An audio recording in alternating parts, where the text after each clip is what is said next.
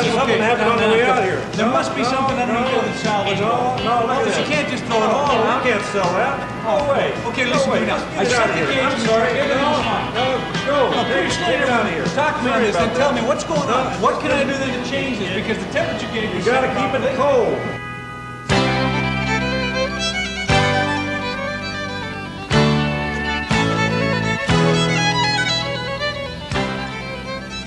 The trailer looked okay from the outside.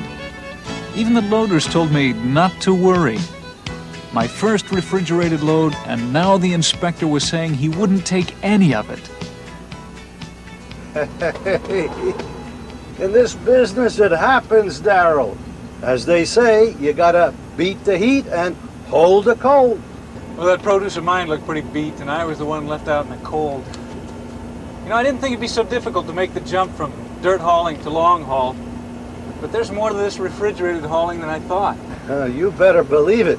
It takes lots of smarts and plenty of experience. Well, that's why you're here then, so the veteran can train the rookie. Well, we're all rookies sometime. Yeah, but how long does it last? Why is it so blasted cold in here? You cold? You have to admit it keeps you alert. And it's a reminder Reminder of what? that my living comes from keeping things cold. You see that lady there? She is everything to me. Is that your wife? Nope, that's a consumer, and she pays my bills. If it ain't fresh and looking good, or frozen when it's supposed, she won't buy, and we don't work, get it? If I hold the cold, that's bread on the table. Get beat by the heat, and it spells defeat. Hey, that's pretty good, isn't it? I thought that up myself. Give me a break. Now, let me have those glasses there, will you, Darryl? Thanks. Yep. Lady Temperature and Old Man Time. They're the ones that control product quality. Get to know those two. They can be friends or fierce enemies. And temperature, I think I understand, but what does time have to do with it? Oh, when the doors close, we're already a day late. Unless we got frozen goods, all the refrigerated stuff we haul you can think of as alive. And being alive, it's only going to last so long. So the less time it takes to get the Thelma there, the better chance it'll have of being sold. A lot of fresh produce will spend 3/4 of its after-harvest life in a refrigerated trailer. I'm afraid in my case it was a full life commitment. Yeah. Well, if you're kind to Lady Temperature by paying attention and learning some simple rules, most of our battle is won. The key is air circulation, keeping it moving back there. It's the master of temperature.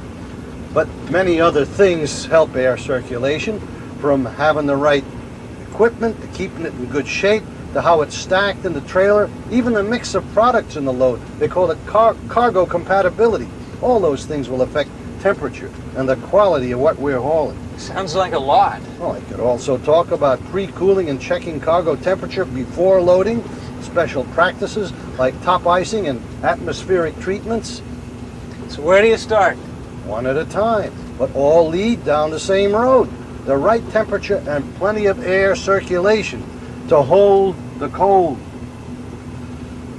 Have I got the one frigid fireball? Hey! Hey, Howie, is that you? This is the one howling howitzer coming up on your back door. Yeah, we were in the service together. I hear you're dragging a new wagon. Yeah, and shiny as a new dime. Hey, Howie, you deserve a break time. How about I pour you some wake-up juice at Spreckles Junction, and you can take a look-see at my new rig. If you're pouring a hot one, that's a big 10-4.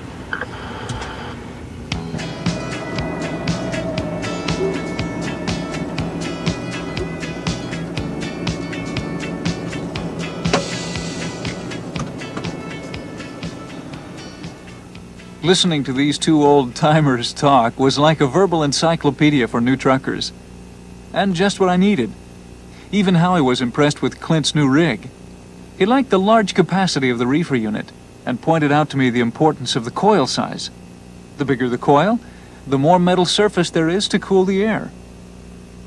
Clint was saying you have to make sure the thermostat and control system are always checked, as well as the blower or fan system. Howie'd like to think of the whole system like a chain, only as strong as the weakest link. He stressed the need to keep things well maintained and to recalibrate the thermostat every so often. Howie seemed familiar with the construction methods for new trailers, enough to know that to hold the cold, the wall insulation has to be thick and consistent. He was telling me always to keep an eye on door seals and keep them in good repair.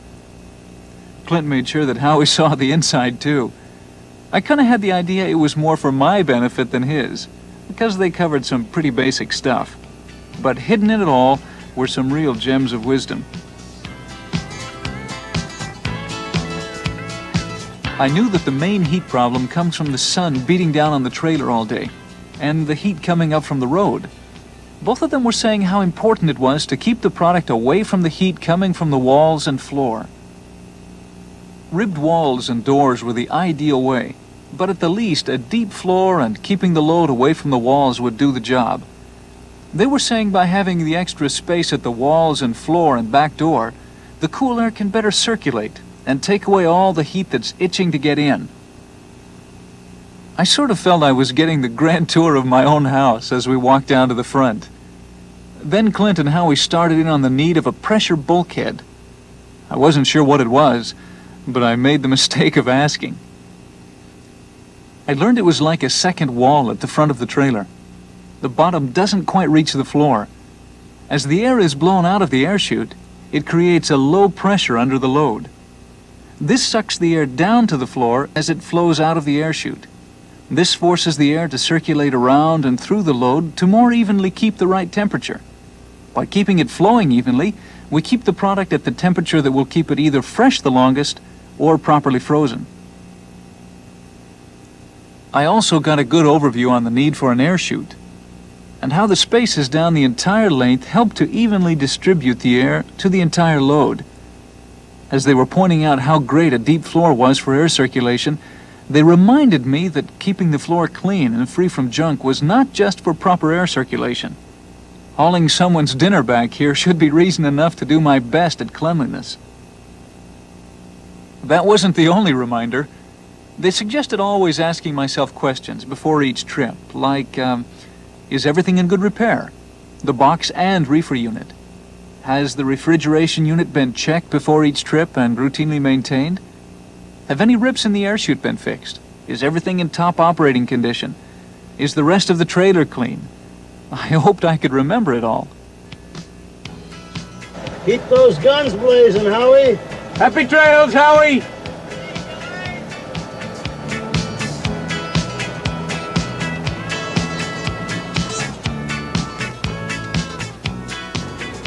You know, what I don't understand is this need for air circulation.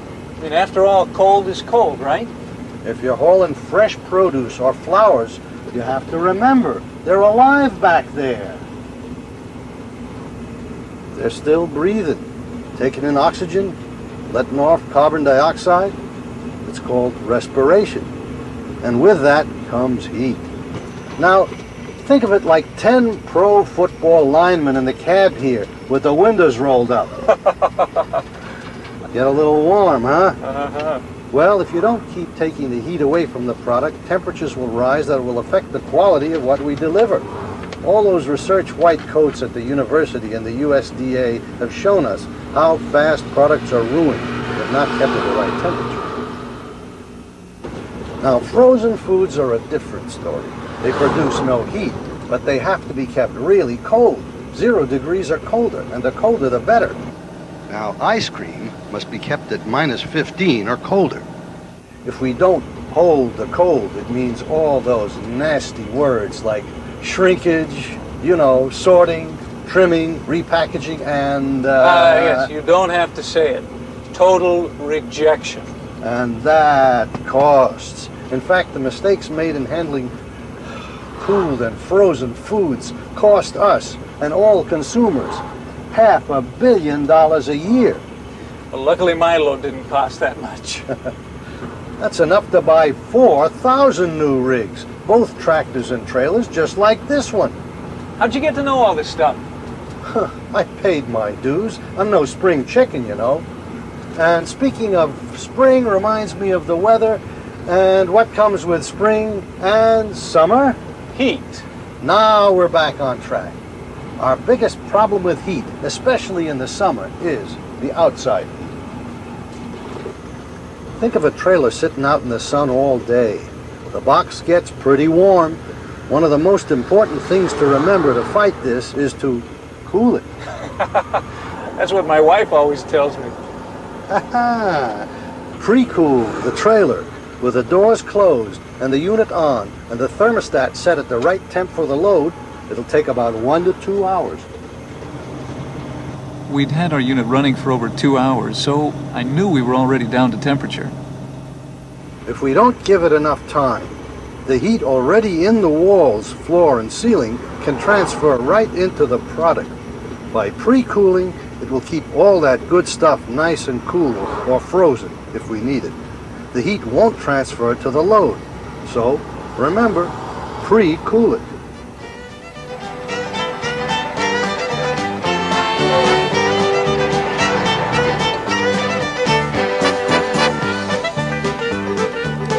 Here we are.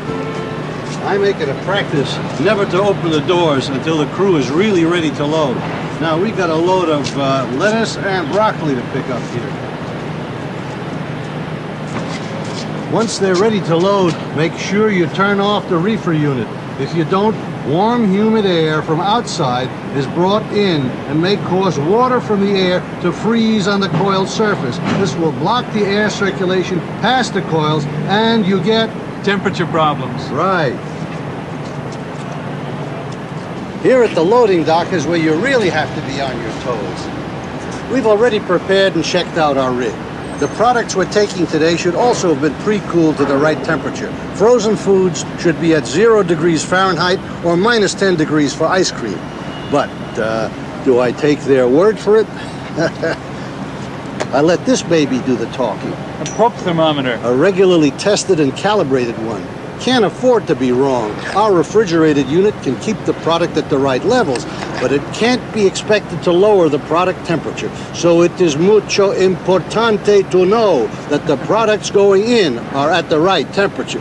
Come here.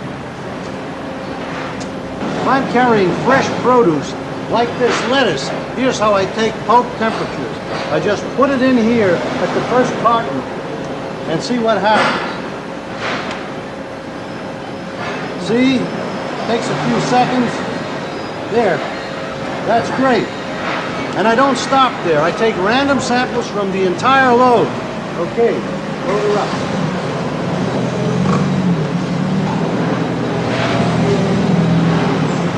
Now, if I've got frozen items, I take 2 cases or packages and place them tightly together with the probe in between. On an open dock like this, you can't leave the product sitting out long without changing the temperature. You need to know your load's temperature before it goes in. Sounds like the ideal dock is where you back the rig right up to the cold storage room. Right, a closed dock. I'd have a lot more left on top if I didn't worry about loads sitting out on open docks. Because once it's in the hold, it becomes my cold. But while it's still on the dock, it better be their cold stock. You like that? You may quote me. What do you do if the product isn't to temperature? Well, now, let me tell you a story. I had a load of strawberries up in Salinas one year. It was near the time I first started using this thermometer. I pulled out the bugger and started to walk over to one of the pallets, but I ran into someone's belt buckle instead. And he didn't seem too anxious for me to test what he said was cold enough. So what'd you do? I did what any red-blooded son of American trucker's son would do. You see this mighty fist right here? I just picked up this massive hunk of muscle to the payphone and called my dispatcher. What'd he do? She called the buyer and solved the whole problem. But most importantly, the responsibility was off my shoulders. I covered myself. So, what do you do with the product before it gets loaded? I better be darn tootin' sure my temperature's right, or my behind will be hard to find. Right. Another important area is how the stuff is loaded, because the loading pattern will affect the air circulation around the product, and that determines what? Quality? And temperature. Since some drivers may have a little older rig, they have to make doubly sure these guys stack the product in right. Imagine with me that we have an older style trailer with duckboard floors, with flat walls, and say we just loaded everything on the floor, about as packed as we could make it to increase our haul. Look what happens to the air circulation in the trailer. The air is blocked from reaching all the product evenly, and there will be warmer temperatures at those points where the air can't circulate. That's going to affect the product stacked in those areas. You got it, and possibly get you a rejected load that can cost you time and money. With a pressure bulkhead and by loading the cargo off the floor on pallets, we can create the necessary return airflow under the load and back to the reefer unit. The suction under the load, created by the pressure bulkhead, also pulls air down, through, and around all the product, carrying away the extra heat caused by respiration. Oh yeah, fresh produce bread. It's alive. And we'll keep it alive longer by letting it breathe with cool air to take its warm breath away. Watch it, especially when you haul fresh broccoli, sweet corn, or peas, and some others too. They all generate a heap of heat as they respirate. Take their breath away. Keep them cool. To keep them cool, you gotta always think circulation. Don't forget that the air needs to circulate along the sides as well. Keep the product away from the walls, which can pass heat from the sun to the product. With flat walls, you gotta give room between the walls and the outside rows of product for the cold air to circulate. That's where wall spaces or ribbed walls are needed. Remember, it's the air circulation that will save your hide, Darrell, and the hide of our lettuce load. The way some loaders stack things these days, you really gotta watch for short cycling. Short cycling? What are they doing? Riding little bicycles around the docks these days? You're getting quicker, Darrell, quicker. Air circulation can be blocked by certain bad loading practices. Think of these situations. Suppose a stack was placed directly on the floor in the middle of an otherwise palletized load. The air is blocked or short-cycled at that point, preventing the normal flow of cool air to some of the load, and it will probably rise in temperature. The same thing can happen at the rear of the load, where maybe there wasn't room for a full pallet and the load sat on the floor. Or it may happen by stacking items too high, which also blocks the airflow and may even crush the chute to the point where no air at all circulates. Without proper load locks or bracing, cartons can fall back and block airflow here at the rear door. This is especially important with frozen foods for other reasons as well. They may look tough in their shipping cases, but inside the product may be fragile. Think of a delicate pie crust rim, or glazing on a donut, or a Boston cream pie. Handle them like glass, keep them right side up, and use load locks. But what'll I do if the loaders don't want to take the time to do it right? It's still seen as your problem if the product isn't delivered as it was when you picked it up. If all else fails, use your muscle. Hit that dial and call your dispatcher.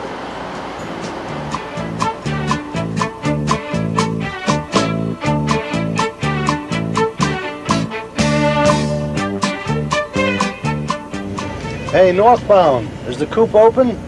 Coop's open all the way across there, little fox. Thanks for the info. What's the problem? With that ice on the broccoli, I think I may be too close to the limit when they axle us out. Living dangerously, huh? I thought we were picking up a pallet of bananas. I didn't even think of the extra ice weight on the broccoli. Long haul is full of temptation, isn't it? Beside the weight problem, a banana load would have been incompatible. And watch out for incompatible loads. This wouldn't have worked out, huh? Think of product mix as a good marriage. There are products that just don't belong together in the same load. Some products are too temperature sensitive. Take those bananas, for instance. They can't take much temperature change without damage. But then there's citrus and potatoes. They can handle temperature variations that could wipe out a banana load. The idea is to set the thermostat at the temperature that's right for your most sensitive product in the load. Set it right on the money, not a few degrees higher or lower. That's why we couldn't take the bananas. Right, they just wouldn't do well at the temperature set point for this load. How am I supposed to know then what goes with what? Ah, that again. You got it. Your dispatcher can get the answer to any of your load compatibility questions. And some USDA handouts can help with specific temperature and compatibility problems. And so, after I ask all of these questions, will we still be compatible? Hey, I'm the joker around here.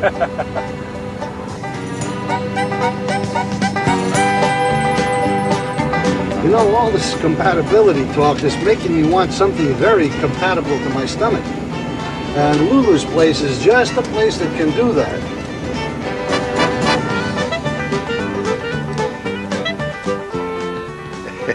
Now, Lulu's a great lady.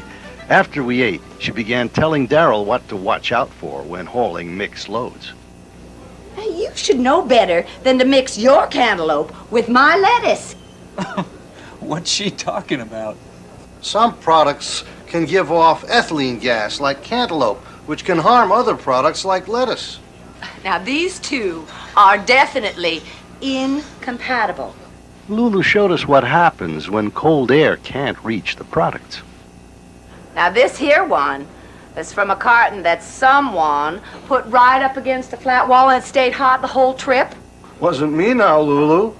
Lulu talked about putting waterproof paper between wet products like broccoli and dry products like mushrooms. She said as long as you pay attention to incompatible loads, you can haul produce with houseplants and flowers. And there's nothing like a fresh flower to brighten up a dull place. Some products will even give off odors that will transfer to the taste of other products in the same load. And if I'm gonna mix my tastes, I will do it in the frying pan and not the trailer. How is someone supposed to know what works with what? Just take it from one of Clint's old dispatchers.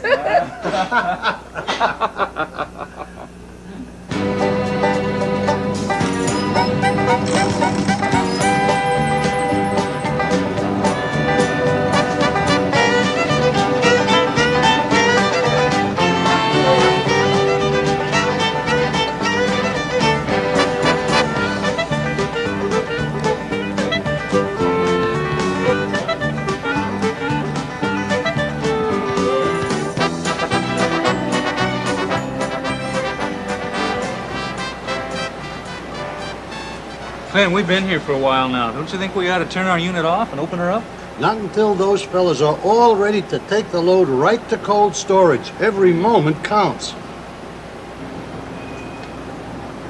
Oh, it's you again. Yeah, I'm afraid so. How's the temperature reading? Well, let's see how you did this time. This says we're right on the money. Yeah, but I'm gonna pulp it. Come on, Clint. Now, even you should know that it takes more than one of those temperature records to give us the whole story. And most of the guys put it up there by the chute just to give them the best reading. Why is that? This unit measures the air temperature, not the produce temperature. So? So it means that there needs to be more than one located in different levels of the load to give us an accurate measurement of the whole trip's temperature. I guess you're right. Maybe you better have the inspector check the others I put in there. Clint, you're impossible. Well, hopefully now your refrigerated loads won't be too impossible. Yeah. You still freezing? I just want to look like I hold the cold.